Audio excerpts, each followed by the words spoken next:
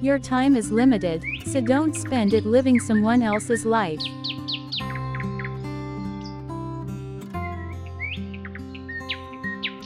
Being in the community instead of staying at home is 80% of success.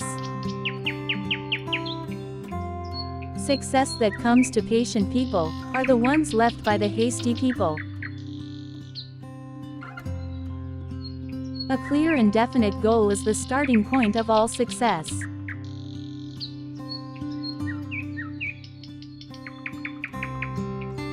Never give up.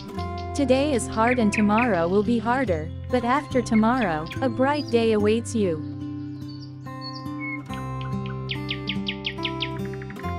I attribute my success to the fact that I never made excuses or accepted excuses.